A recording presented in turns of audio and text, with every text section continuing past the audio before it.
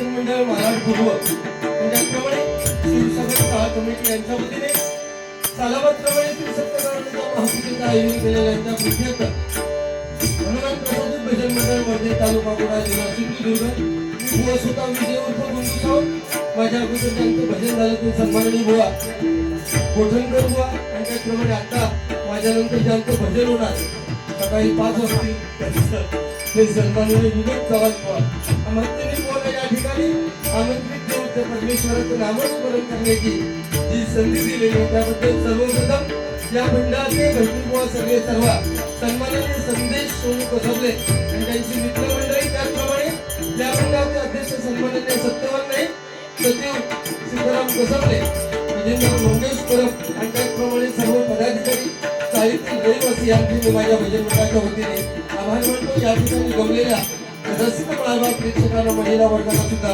विनम्र अभिवादन करतोय। मग या गमलेल्या मायबाप प्रेक्षकांमध्ये अनेक नामवंत भक्ती बुवा या ठिकाणी हजर आहेत। मालक म्हटल्यानंतर भजनाची पंढरी यामध्ये अनेक बुवा त्यापैकी सन्माननीय या ठिकाणी चंदवडकर बुवा हजर आहेत। त्याचप्रमाणे सन्मान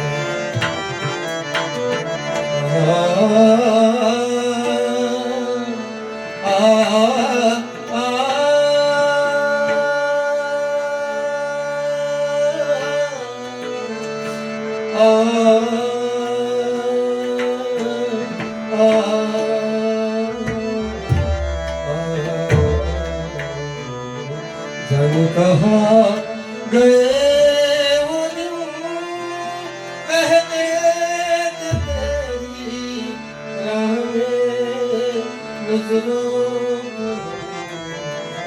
आए रखुमा माझी पेरणी करी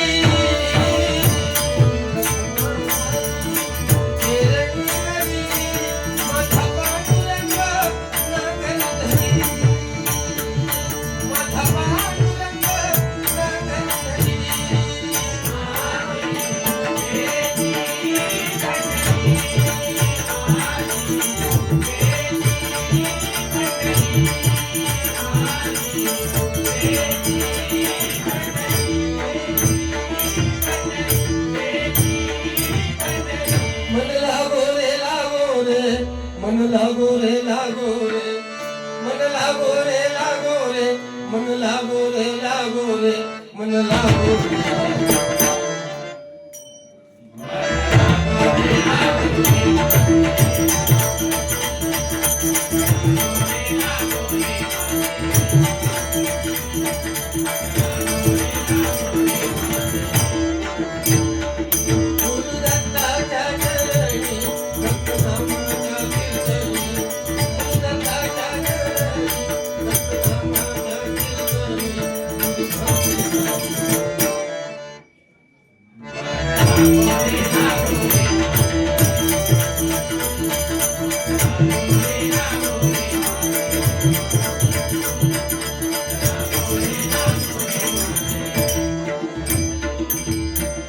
नमो एकदंता शिव गौरी सुता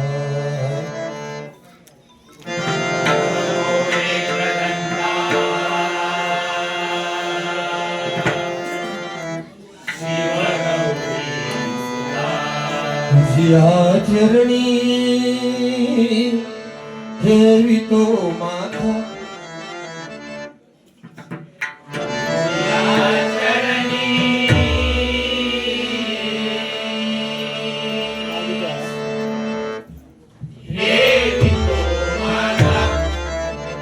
या चरणी देवी तो माथा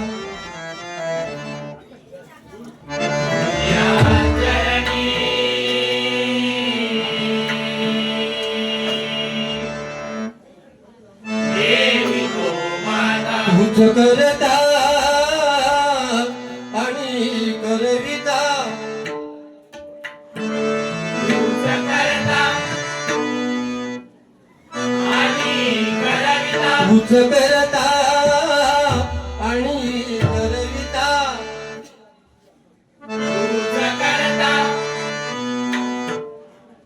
आणि करविता शरण आलो मी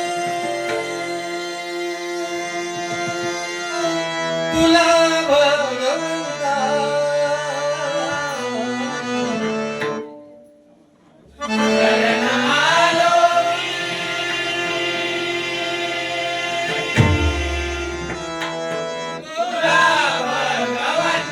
गौर रूप हे तुझे पाहता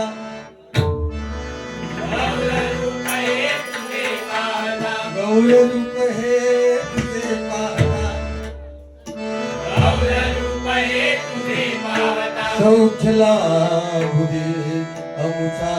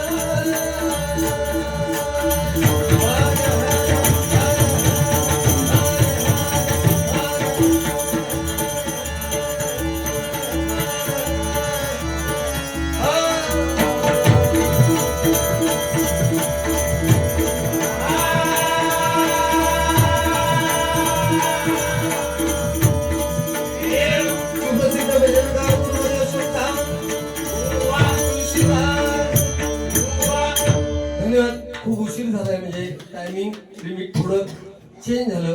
एक तास सव्वा तास दिला होता.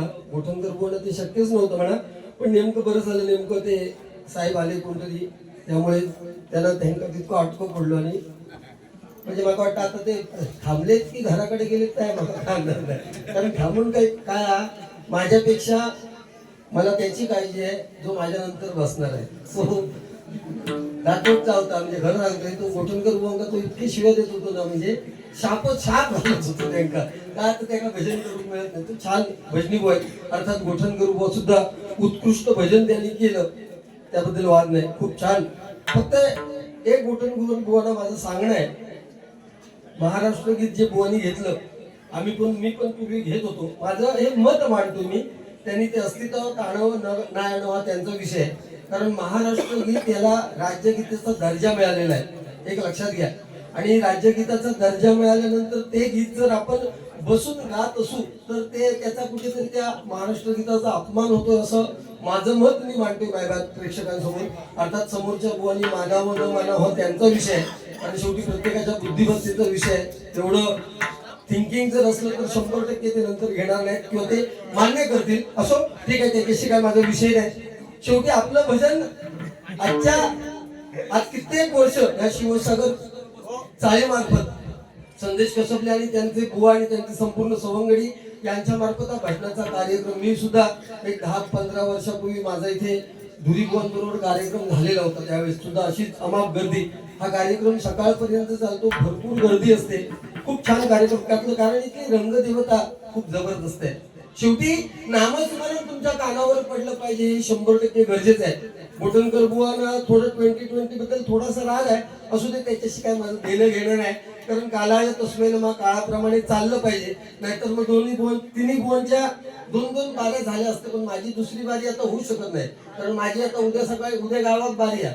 सकाळी माझी 5ची जनशताब्दी ती माका मिळणं गरजेचं आहे. त्यामुळे मी दुसरी बारी करेन न करेन हो टाइम ठरवेल. त्यामुळे थोडस वेळेचं बंधन पाळायला हवं होतं. तुम्हाला 1 तास 20 मिनिटं जर दिलेली होती, त्यामध्ये गजर जर संपवायचा होता तर 1 तास 10 मिनिटापर्यंत तुमची रुकवळच चालू होती. हे कोण लागान गेलो नाही की मोठं गायक, ह्याच्या माझ्यानंतरचं पण कोण मोठं लागान गेलो नाही. शॉर्टकट मध्ये लोकांना द्यायचंय. जे गोठणकर बुवा सांगतात माझ्या शिष्याने नंबर काढले, ते नंबर ते परफेक्ट काढले त्यांनी. कारण गायन यांच्याकडून शिकले आणि टायमिंग ते स्वतःच घेऊन भजन करतात, म्हणून त्यांनी नंबर काढलो. लक्षात घ्या. नाही तर नंबर टायमिंग जर असेल तर नंबर कोण काढू शकत नाही ना, बरोबर ना. त्यामुळे त्यांचं गायन छान आहे, खूप छान आहे. 1-2 मुद्दे त्यांनी मांडले. पुढच्या 2 बुवांना बोलायची हिंमत असं नको म्हणूया आपण, पण नाही बोललेत काय. फक्त म्हणाले की भजन आहे, इथे झगडा काय कामाचा नाही. पण जरा तुमचं 8-10 वर्षापूर्वीचा काळ आठवा, माझ्या बरोबरची बारी आठवा, म्हणजे तुमचा त्यावेळेस काळ आठवत नाही. तुमका झगडो काय काळात लक्षात घ्या, बरोबर आहे. कोण धुतल्या तांदळातून आहे, मिळून आहे.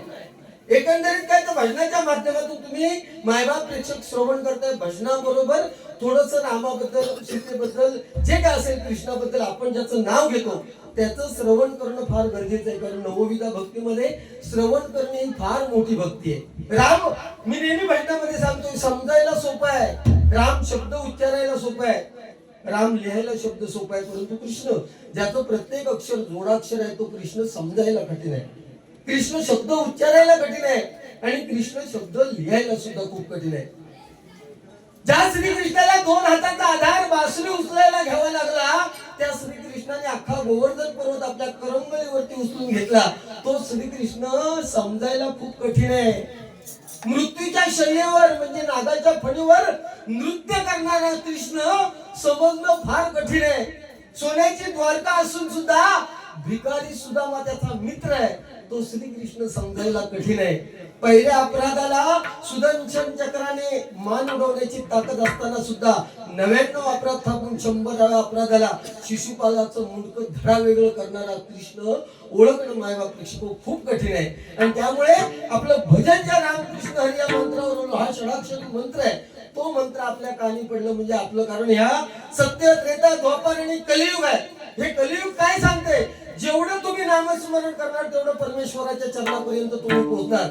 सत्ययुगात जर परमेश्वर आपल्याला भेटायला पाहिजे तर हजारो वर्ष तपश्चर्या करायला लागायची. ते आपण ऐकतोय की 1400 वर्ष चांगदेवाने तपश्चर्या केली. रावण 10,000 वर्ष तपश्चर्या केली, तेव्हा कुठे परमेश्वर भेटला. तर त्यावेळेस तपश्चर्या करायला लागायची. त्यानंतर आलं त्रेतायुग. ह्या त्रेतायुगात मोठमोठे होम हवन यज्ञ करायला लागायचे, तेव्हा परमेश्वर भेटायचा. आता द्वापार युगात पूजा, महिने वर्षानुवर्ष पूजा कराल तेवढा परमेश्वर भेटायचा. आणि आता कलियुग आहे. या कलियुगात जेवढं तुम्ही नामस्मरण करणार तेवढा तुम्हाला परमेश्वर 100% भेटणार. कारण माणूस म्हणून आपण 100% सक्सेस झालोय. माणूस म्हणून आपण 100% सक्सेस झालोय. काय सांगायला, दगडात देव आहे हे सांगायला आपण सक्सेस झालोय, पण माणसात देव आहे हे सांगायला आपण आतापर्यंत सक्सेस झालोय नाही, याच्या पुढे सुद्धा होणार नाही. लक्षात घ्या, बरोबर ना. अरे झगडा आपण म्हणतो ना बुवा, ईश्वर की मूर्ती बनाने वाला एक कलाकार ईश्वर से कहता है. तुम्ही म्हणता ना झगडा, आपण भांडत राहतोय. ईश्वर की मूर्ती बनाने वाला ईश्वर से कहता है, हे ईश्वर तू भी एक कलाकार है और मैं भी एक कलाकार हूँ.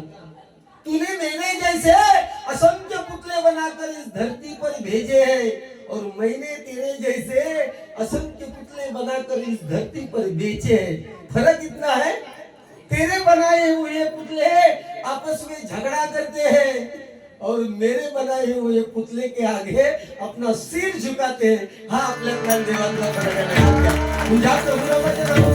आपण सुरुवात करतो, त्याच्या गाण्याने सुरुवात करूया.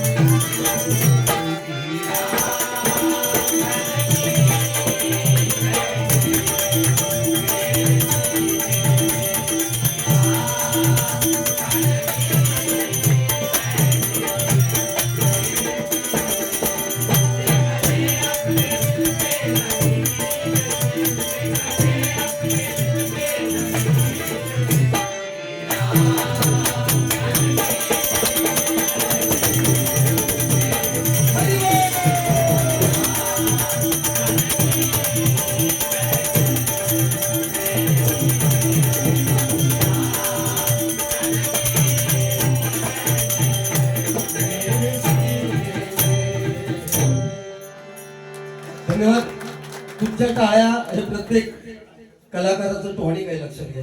पैसा द्या नका देऊ हा विषय नाही. खरं सांगतोय प्रामाणिकपणे, माझ्या पुढचं बुवा तर तुम्ही नाही दिलं असतं मागं सुद्धा घेण्याची नाही, पण आपला तसा काही विषय नाही. शेवटी काय एक लक्षात घ्या, विनोद चव्हाण त्यांच्या बारे माझ्यावर खूप झालेले आहेत, गोठणकर बुवांचे सुद्धा खूप झालेले आहेत. गोठणकर बुवाने मगाशी सांगितलं की मी भाग्यवान समजतो स्वतःला की माझ्या मुणगेकर बुवा हरियाण बरोबर बाऱ्या झालेले आहेत असं ते म्हणाले. बुवा माझे पण बाऱ्या झालेले आहेत, बरोबर ना. माझ्या पण बुवा हरियाण बरोबर भरपूर बारे झालेले आहेत. त्यानंतर धुरी बरोबर झालेले आहेत. आणि सगळ्यात सिनियर म्हणजे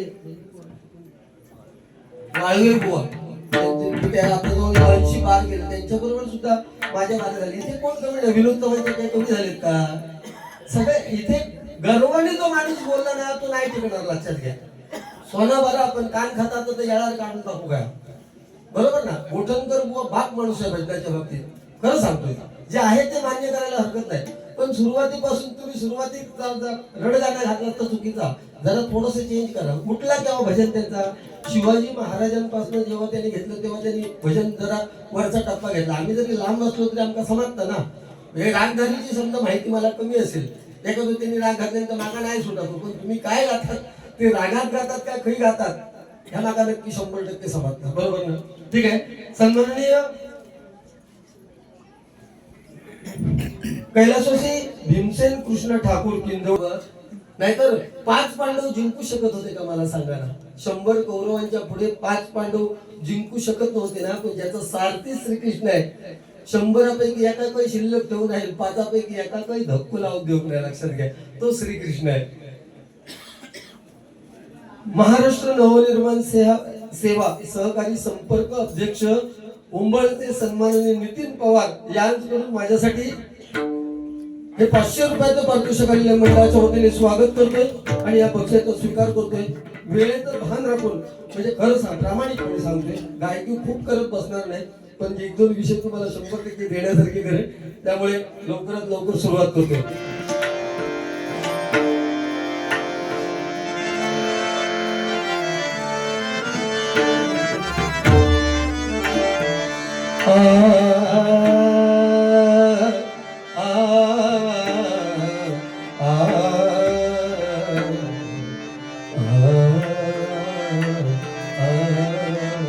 अमृताहुनी गोड नाम तुझे देवा,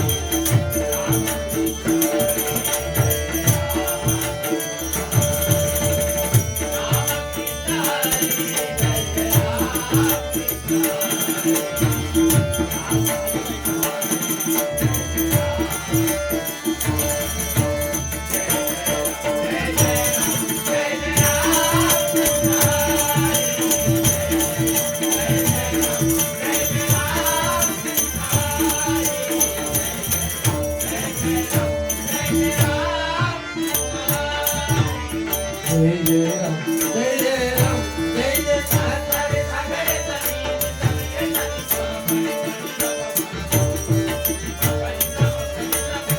जय जय राम जय जय राम जय जय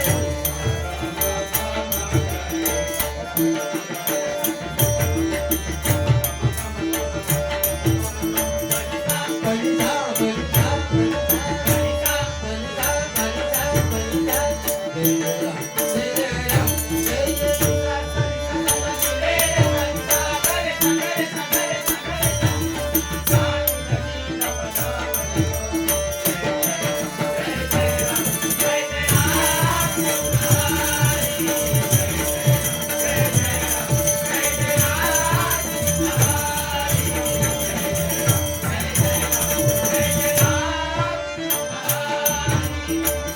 सावळे राम कृष्ण हरी मुरारी सावळे राम कृष्ण हरी मुरारी सावळे राम हरी मुरारी सावळे राम हरी मुरारी तुझी मूर्त माझ्या